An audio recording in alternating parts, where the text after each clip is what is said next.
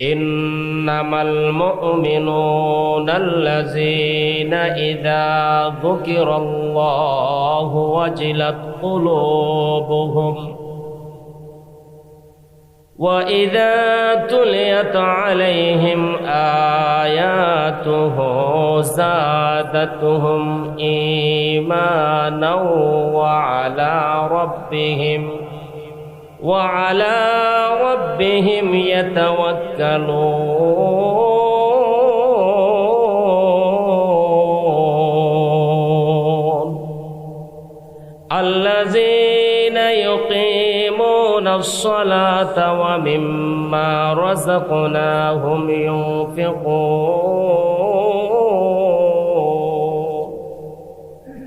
রব্বুল আলামিন এইখানে একজন সফল মুমিনের 5টি গুণের আলোচনা করতেছেন। কয়টি গুণের বলেন? 5টি গুণ। এই 5টি গুণের আলোচনা অত্যন্ত গুরুত্বপূর্ণ আলোচনা। আর আজকের আলোচনার দ্বারা আমরা এই জিনিসটাই উপলব্ধি করব, আলোচনা শুনে আমরা এই জিনিসটাই চিন্তা করব, যদি আমাদের কাছে এই 5টি গুণ থাকে তাহলে আলহামদুলিল্লাহ, আর যদি এই গুণগুলা না থাকে তাহলে আজকের বয়ান শোনার পর এই গুণগুলা অর্জন করার চেষ্টা করব। ইনশাল্লাহ রাজি আছে না? ইনশাল্লাহ অর্জন করব। রব্বুল আলামিন বলেন সফল মুমিনের 1 নম্বর গুণ, ইন্নামাল মুমিনুনাল্লাযীনা ইযা যুকিরাল্লাহু ওয়াজিলাত কুলুবুহুম। সত্যিকারের ঈমানদার হলো তারা, প্রকৃত ঈমানদার হলো এই সমস্ত ব্যক্তিরা যখন রব্বুল আলামিনের নামের আলোচনা করা হয়, রব্বে কারিমের জিকির করা হয়, যাহাদের অন্তরের মধ্যে ভয় সৃষ্টি হয়, কম্পন সৃষ্টি হয়, রব্বুল আলামিন বলেন তারাই হলো সত্যিকারের ঈমানদার। সুবহানাল্লাহ।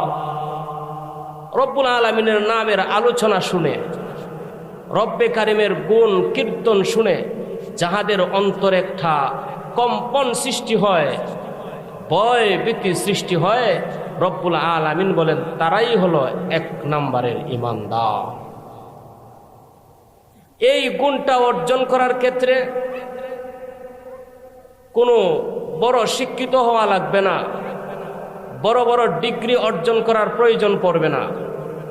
এই গুণগুলা একজন শিক্ষিত মানুষ যেমনভাবে অর্জন করতে পারে, ঠিক তেমনিভাবে একজন মূর্খ মানুষও এই গুণগুলা অর্জন করতে পারে। একদম সহজ গুণ। একজন পয়সাওয়ালা ব্যক্তি যেমনভাবে এই গুণটা অর্জন করতে পারে, ঠিক তেমনিভাবে একজন গরিব মানুষে এই গুণ অর্জন করতে পারে।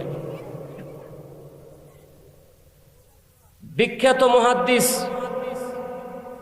বহুত বড় আল্লাহর ওলি ছিলেন আব্দুল্লাহ ইবনুল মুবারক রাহিমাহুমুল্লাহ। উনার জমানায় একজন কামার ব্যক্তি ছিল। উনি কামারের কাজ করতেন, লোহার কাজ করতেন। ওনার কাজই ছিল লোহা দিয়ে উনি দা বানাইতেন, কাশি বানাইতেন, কুড়াল বানাইতেন, ছুরি বানাইতেন। কিন্তু একজন কামার ব্যক্তি হওয়া সত্ত্বেও এমন গুণ অর্জন করেছে যেই গুণে আল্লাহ পাক রব্বুল আলামিন তাহাকে আল্লাহর ওলি হিসাবে গ্রহণ করিয়া জান্নাতের উচ্চ মাকাম দান করেছেন। জোরে বলুন সুবহানাল্লাহ।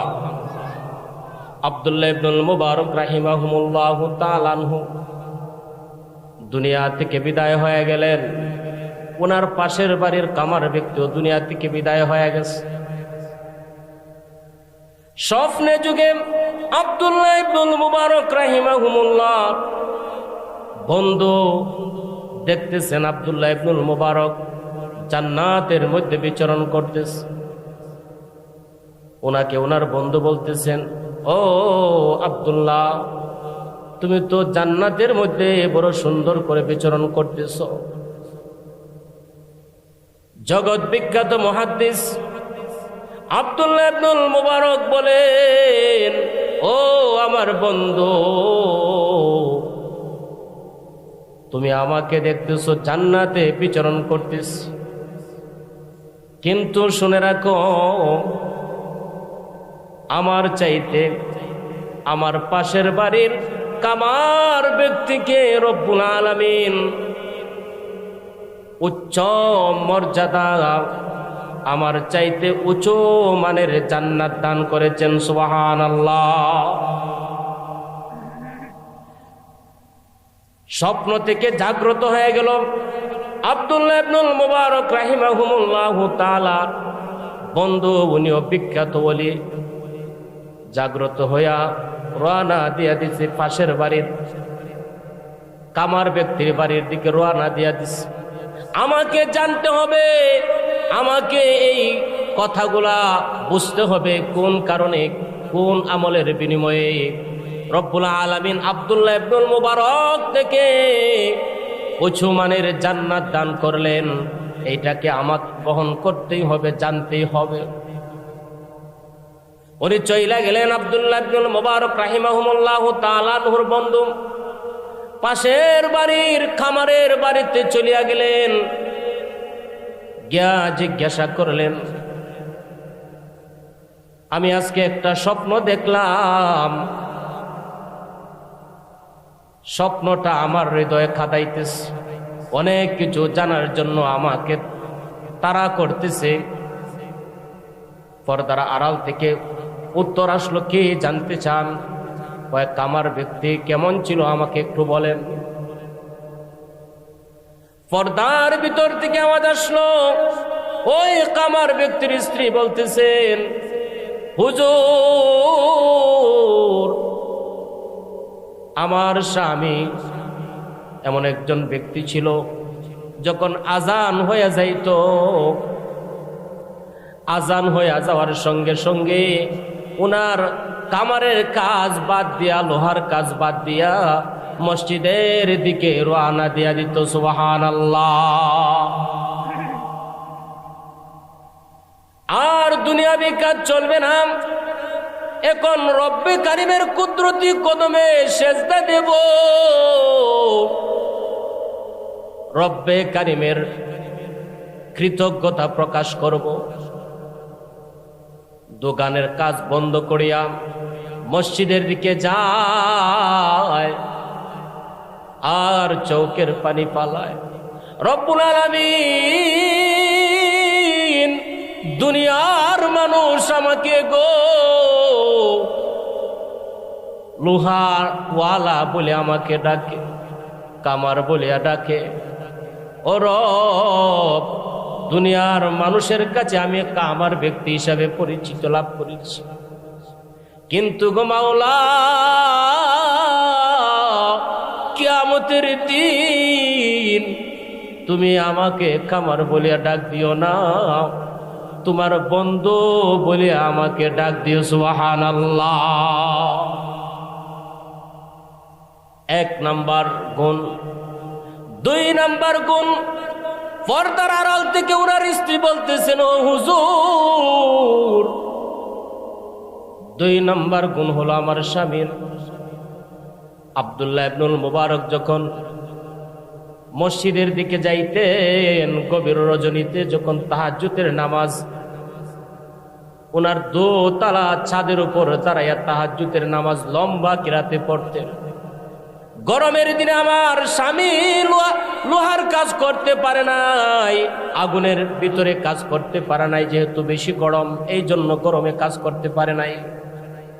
রাত্রিবেলা উনি যখন কিছু ঠান্ডা পড়ে, ওই ঠান্ডার মধ্যে লোহার কাজ উনি রাত্রিবেলায় করেন।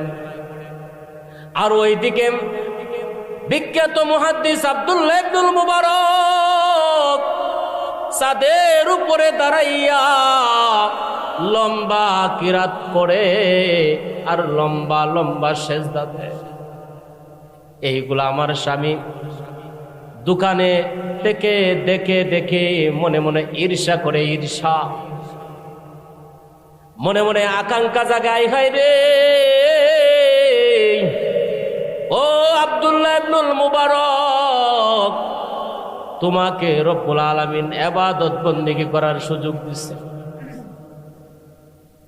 তোমার টাকা পয়সার কোনো অভাব নাই, তুমি ধনী মানুষ, এই জন্য তুমি রাত্রি জাগরণ করে ইবাদত বন্দেগী তুমি করতেছ। রব্বুল আলামিন যদি আমারে ধনী বানাইতো, রব্বে কারিম যদি আমাকে পয়সা দান করত, তাহলে আমিও ও আব্দুল্লাহ ইবনুল মুবারক তোমার মতো আমি লম্বা লম্বা সূরা এবং লম্বা লম্বা সিজদার মাধ্যমে সারা রাত্র ইবাদত করে কাটাইয়া দিতাম। সুবহানাল্লাহ।